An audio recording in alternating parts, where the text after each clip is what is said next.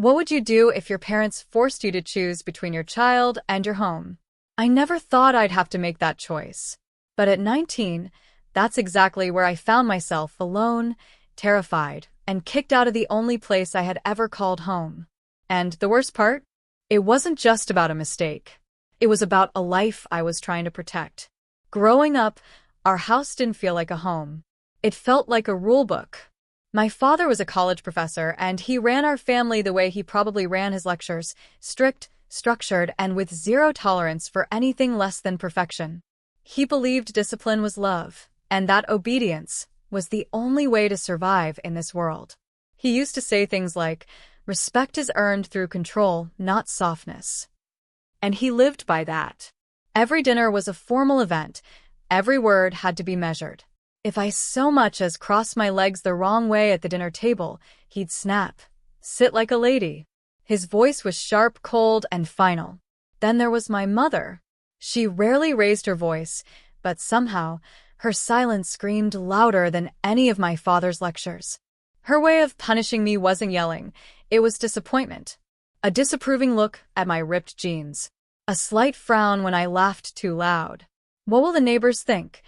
was her favorite question, one she used more often than she said, "I love you." And then there was Rose, my older sister. The golden girl. Straight A's, perfectly brushed hair, polite words, and zero attitude. She was everything they wanted in a daughter. And I was the reminder that life didn't always follow the rules. I wore what I liked, hung out with people they didn't approve of, and constantly challenged the way things were. If Rose was the family's trophy, I was the crack in the glass case. By the time I turned 17, I was already dreaming of freedom. College felt like the only way out.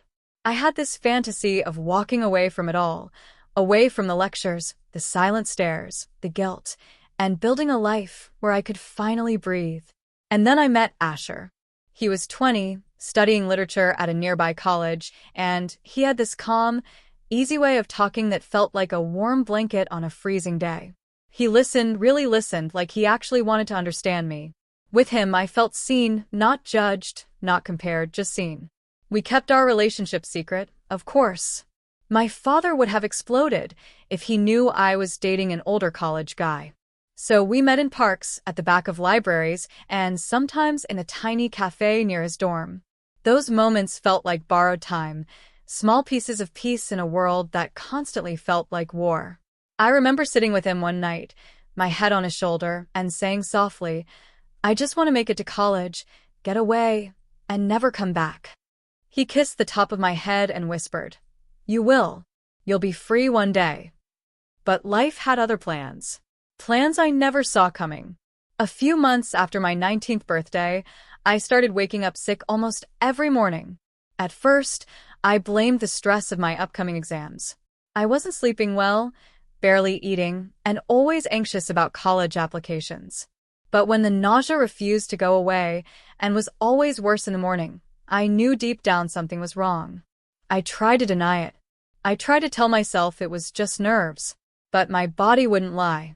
One afternoon, I walked into a dingy gas station bathroom with shaking hands and a pregnancy test in my coat pocket. I stood there for what felt like hours before I could bring myself to use it. I stared at the little window, willing it to prove me wrong. But then there it was. One bright pink line. Positive. I dropped down on the closed toilet seat, my heart pounding in my ears. I didn't believe it. I couldn't. So I bought 5 more. Each one said the same thing. I was pregnant. The next few days passed in a blur. I barely ate. I couldn't sleep. Every time I looked in the mirror, I didn't recognize the girl staring back at me. How was I supposed to tell Asher? How was I supposed to face my parents? I was drowning in fear and shame. I tried calling Asher once. I had his number saved under a fake name in my phone. My thumb hovered over the call button, but every time I got close to pressing it, my stomach twisted and I'd shut the phone off. What if he blamed me? What if he walked away? After 4 days of silence and panic, I finally couldn't take it anymore. I texted him, "Can we meet?" He replied quickly, "Our spot at 6. I got there early. The small park was quiet, the sky painted in soft orange and pink from the setting sun. When he arrived, I felt a flicker of hope. He smiled like he always did, warm and casual, and sat beside me. But as soon as he saw my face, his smile faded. "Hey, what's wrong?" he asked, reaching for my hand. I pulled away. "I'm pregnant." 3 words. That's all it took to flip my world upside down again. He froze. His expression changed instantly. First disbelief, then frustration, and finally a kind of coldness I had never seen in him before. "Are you sure?" he asked, voice low. "I took 6 tests," I whispered, my voice cracking. "They were all positive." He ran a hand through his hair and looked away. "You need to get rid of it," he said after a long pause. "What?" "An abortion. Lily, we're not ready for this. We're too young. It'll ruin both our lives." His words didn't even sound like his. There was no warmth, no hesitation. Just a flat, emotionless order. I stared at him, unable to breathe. "This isn't just my baby." "How can you say that?" "I'm sorry, but it's the only way," he muttered, standing up. "Get out of my sight," I hissed, my voice trembling with rage and heartbreak. He didn't stop me. He didn't follow. I walked away, the ground beneath me feeling like it might collapse at any moment. I had never felt more alone. I waited 3 days before telling them. 3 days of pacing my room, hiding my trembling hands at dinner, and pretending everything was fine when inside, I was falling apart. I didn't even know how to begin. How do you tell the people who already think you're a disappointment that you've just given them the ultimate reason to hate you? I waited until after dinner. My father was in his usual spot, sitting in his armchair, with the newspaper spread out like a shield. My mother was knitting, her eyes never leaving the repetitive motion of her needles. Rose stood nearby, sipping tea like she always did, quiet, perfect, untouchable. I cleared my throat. "I need to tell you something." The newspaper rustled as my father lowered it, eyes narrowing. "What is it now, Lily?" I could feel my heart beating in my ears. I'm pregnant." Silence. For a moment, it was like the entire world stopped spinning. Then everything exploded. My father's face turned red with fury. He stood up so quickly the newspaper hit the floor. "Are you out of your mind?" he shouted. "Pregnant? How could you shame us like this?" My mother dropped her knitting and burst into tears, rocking slightly as she repeated the same sentence over and over. "What will the neighbors say? What will the neighbors say?" Rose just stared at me like I was something dirty under her shoe. Disgusted. Silent. Judgmental. "I'm sorry," I whispered. "I didn't plan for this, You'll get an abortion," my father snapped. "We'll take you to a clinic. It'll be done quietly. No one has to know this ever happened. We'll clean up your mess. Just this once." I stood frozen. My mother nodded through her tears. "It's for the best, Lily. You're not ready. This'll ruin your life." I didn't even know what to say. I was already broken, and now they were pushing me further into a decision I wasn't ready to make. But the pressure was too much. The shame. The yelling. The threat of being disowned. So I agreed. A few days later, we sat in a small, sterile clinic. My mother beside me, her lips tight, Rose on my other side, scrolling through her phone like she couldn't wait for this to be over. The doctor walked in. She was kind, probably in her 50s, with a soft voice and sad eyes. She glanced over my chart, then looked directly at me. "Lily," she said gently, "I need to tell you something important. Because of a condition in your medical history, there's a strong chance that if you go through with this procedure, you may never be able to have children again." Her words hit me like a brick. Never have children again? Something inside me snapped back into place, as if I could suddenly see clearly. "No," I said, my voice firmer than I expected. "I'm not doing it. I'm keeping the baby." My mother gasped. Rose rolled her eyes. But I didn't waver. The drive home was filled with a heavy silence. No one spoke. When we walked in the door, my father was waiting in the living room, arms crossed. "Well," he demanded. "She wouldn't do it," my mother said bitterly. "Even after everything we did for her." My father's eyes turned cold. "Then you can pack your things. You're no daughter of mine." I won't have you disgracing this family with your choices." He didn't raise his voice this time. It was worse. His words were sharp, final, emotionless. "You heard your father," my mother added. "Go." Rose said nothing. Not a word. She just stood there, arms crossed, watching. Tears burned my eyes, but I didn't let them fall. I turned and ran to my room, grabbing a bag and stuffing in whatever I could. When I walked out, my father called out one last time, "Don't come back. As far as we're concerned, you don't exist." The door slammed behind me, and just like that, I was alone, pregnant, and homeless. I walked down the driveway, my hands shaking as I pulled out my phone. There was only one person I could call, my Aunt Kelly, my mother's younger sister, the black sheep of the family. She lived in another state, far from all this madness. I pressed her name and brought the phone to my ear. "Lily," she answered, surprised. "Sweetheart, what's wrong?" I couldn't even speak. I just cried. "Oh no," she whispered. "Tell me where you are." "Outside the house," I choked. "They kicked me out." "Stay right there. Scott and I are coming. You're not alone, baby. We've got you." The headlights of Aunt Kelly's car cut through the dark as she pulled up in front of the house I had just been thrown out of. She jumped out before the car had even come to a full stop and wrapped me in the tightest hug I'd ever received. I broke down in her arms, the tears I had been holding back finally spilling out. Uncle Scott stepped out of the car and gently took my bag from my shoulder. "Let's get you out of here, kiddo." The ride to their house was quiet but warm. Aunt Kelly kept one hand on mine the entire time, squeezing it whenever I sniffled. When we arrived, their home wasn't big, but it felt like everything I had never had: soft lighting, warm colors, laughter tucked into the corners of the rooms. For the first time in days, I didn't feel like a burden. I felt safe. That night, as I lay in the guest room, now my room, I stared at the ceiling and exhaled deeply. I was still scared. I still didn't know what the future would look like. But I wasn't alone anymore. The next morning over pancakes, Aunt Kelly sat down beside me and said, "We've been thinking, Lily. You had plans before all of this. Dreams. We don't want you to give them up." I looked at her, confused. Uncle Scott smiled from across the table. "We want to help you go to college. We've saved up a little. We never had kids, so we'd like to help you." I was stunned. "But I don't want to be a burden." Aunt Kelly waved me off. "You're not. You're family. And you're not giving up on your life. Not on our watch." With their help, I enrolled in a local community college, majoring in business management. It wasn't the fancy college I had once dreamed of, but it was a start. I also got a job waitressing at a small restaurant downtown.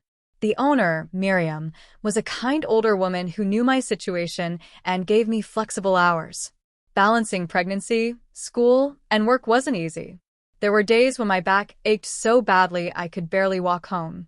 Nights when I fell asleep with textbooks in my lap and the baby kicking gently against my ribs. But for the first time, I had a purpose that felt bigger than all the pain. Then came the day I gave birth. After 12 hours of labor, through tears and exhaustion, I held my son in my arms. His tiny fingers curled around mine, his skin soft and warm, his cry the most beautiful sound I had ever heard. Aunt Kelly stood beside me, tears in her eyes, and Uncle Scott hovered nearby like a proud grandfather. "What will you name him?" Aunt Kelly asked softly. I looked down at him and whispered, "Jonquil." "Jonquil?" she repeated. "It means God is my judge," I said. "Because after everything, I know I made the right choice." In that moment, I knew my life was never going to be the same. But it wasn't over. It was just beginning. The years that followed Jonquil's birth were anything but easy, but they were filled with moments that made every hardship worth it. I juggled diapers with textbooks, midnight feedings with early morning lectures, and somehow, with the unwavering support of Aunt Kelly and Uncle Scott, I kept going. Semester by semester, I pushed through, and the day finally came when I walked across that graduation stage, a business management degree in hand. I still remember looking into the crowd and seeing them there, my real family. Aunt Kelly, crying and clapping wildly. Uncle Scott with Jonquil on his shoulders, both of them beaming with pride. My heart could have burst with gratitude. At the graduation party that evening, Miriam, my boss from the restaurant, pulled me aside. "Lily," she said with a knowing smile, "how do you feel about stepping into something bigger?" I blinked. "What do you mean?" "I've been watching you for years now. You're more than a waitress. You've kept this place running on your own some nights. You have a mind for business and more importantly, you care. I want you to manage the restaurant." I was stunned. "Me?" "Yes, you," she said, laughing. "You've earned it." I said yes, of course. That job changed everything. It meant better hours, better pay, and a chance to finally breathe without worrying if I'd make rent or cover daycare. Jonquil was 5 by then, bright, curious, and endlessly energetic. He loved dinosaurs, bedtime stories, and collecting rocks he called his treasures. He asked a million questions a day and made friends with every neighbor on the block. Watching him grow was like watching the best parts of myself bloom, parts one never thought I had. And then, when I wasn't even looking for it, love found me. It happened at one of Jonquil's Little League games. I was cheering from the bleachers when I noticed a man sitting alone on the opposite side of the field. He had kind eyes and a calm smile. His son, Tyler, was playing on the other team. Our boys ended up playing together in the dirt after the game, and that gave us a reason to talk. His name was Frank, a widower. His wife had passed away when Tyler was just a baby. We talked about parenting, grief, and second chances. Over time, we started meeting for coffee after games, then dinners, and eventually, he and Tyler became a part of our little world. It wasn't a whirlwind romance. It was quiet, steady, healing. Frank never rushed me. He never judged my past. He just showed up, over and over again, until one day I realized I didn't want to imagine a life without him. A year after we met, he proposed in the backyard with our boys chasing fireflies around us. Our wedding was simple. Just a few close friends, family, and our children standing proudly beside us. And a year later, our daughter Betty was born, soft, sleepy, and perfect. Looking around our home now, with Jonquil reading on the couch, Tyler building Legos on the floor, and Frank rocking Betty to sleep, I realize I finally have everything I ever wanted. Not the way I imagined it, but maybe better. One quiet evening, Aunt Kelly and I were folding laundry with the news playing in the background. I was half listening until I heard a name I hadn't heard in years, my father's. I turned to the TV, stunned. There he was, standing behind a podium, his face older but still carrying that same rigid authority I remembered.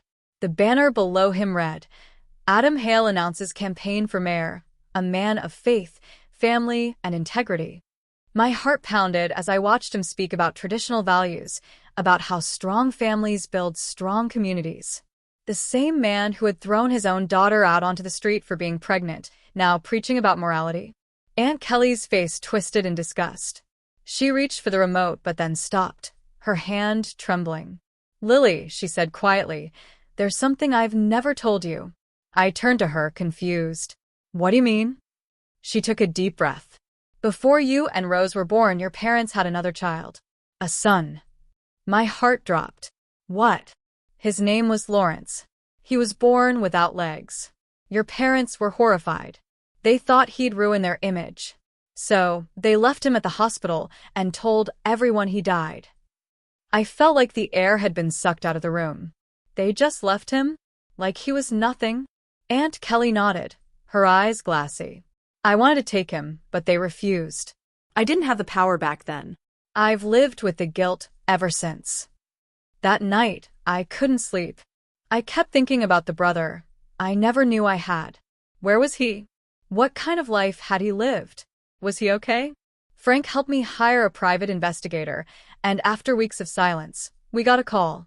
"He's alive," the investigator told me. "His name is Larry now. He was adopted by a loving family. He's a successful writer, and he's open to meeting you." I cried the entire drive to meet him. When we finally stood face to face, he smiled and opened his arms. "I always felt like something was missing," he said. "I guess it was you." He looked nothing like me, and yet, in some strange way, I saw myself in his eyes. A month later, Larry invited me to his book launch. It was being held in the city where we grew up, in one of the fanciest hotels. What I didn't expect was to see my parents sitting front row, smiling for cameras, shaking hands with local officials. Rose was with them, elegant and cold. I sat in the back, heart pounding. Larry rolled onto the stage in his wheelchair and began his speech. I was abandoned at birth, he said, because I was born different. But I survived. I thrived. And one day, I found my biological family. He turned, eyes scanning the crowd. And my sister Lily is here today. Lily, will you join me? I stood, legs trembling, and walked to the stage. Gasps rippled through the audience as people recognized me. My parents' faces turned pale. I took the mic, my parents abandoned him, and they abandoned me, too. When I was 19 and pregnant, they forced me to choose between my child and my home. I chose my child, and they disowned me. The room erupted in murmurs. Cameras flashed. For years, they preached about family and values, while hiding the children they didn't want. I said, voice breaking. Well, we're not hiding anymore. In that moment, every lie they'd built their reputation on came crumbling down. The days after the book launch were a whirlwind. News outlets picked up the story within hours. Headlines called it the fall of Adam Hale, a family values candidate exposed by his own children. Photos of me and Larry at the event were everywhere. 2 children once discarded, now standing in front of the world. My father resigned from his mayoral campaign within a week. The college where he taught for years quietly severed ties. My mother disappeared from social circles. Their carefully constructed image was in ruins, and for the first time in my life, they had to live in the truth they'd tried so hard to bury. Rose called me once. Her voice was cold and sharp. You destroyed everything. You embarrassed us all. I don't ever want to see you again. I didn't argue. I didn't try to change her mind. She was choosing the same lie that broke us. Then, out of nowhere, I got a call from a number I hadn't seen in over 20 years. It was Asher. His voice was cautious, almost sheepish. Lily, I've been thinking a lot about the past. Rose and we can't have children. And I realized Jonquil is my son. I'd like to know him. Maybe we could be a family. I almost laughed. You left me when I needed you the most, I said. And now that your life didn't turn out the way you wanted, you think you can just come back? I have a family. I have a husband who stood by me when I had nothing. And Jonquil? He doesn't need you. I don't either. He started to speak again, but I hung up. For the first time, I didn't feel broken. I felt powerful. But a few days later, I got another call, this time from a gentle, unfamiliar voice. Lily, this is Lorraine, Asher's mom. I just found out about Jonquil. We had no idea. We were told you had an abortion, that you left. There was a long pause. I could hear the pain in her voice. We'd like to meet him. If he's willing. We'd love to know our grandson. I hesitated, but something in me softened. They weren't the ones who abandoned me. They had been lied to, too. When I told Jonquil, he was quiet for a while. Then he nodded. I want to meet them, he said. I think I'd like to know where I come from. And so, a new chapter began. There were tears when they met. Awkwardness, questions, laughter. But there was healing, too. Real, honest healing. Larry became a regular part of our lives, his wife and children fitting right into our chaotic, love-filled home. Aunt Kelly and Uncle Scott were as involved as ever, spoiling all the kids equally. Frank held my hand through it all, never letting go. Looking back now, I see how far I've come. From that scared girl standing outside her childhood home with nothing but a duffel bag and a baby on the way, to this woman, surrounded by love, by truth, by peace. I chose my child. I chose my truth. And in doing so, I chose myself.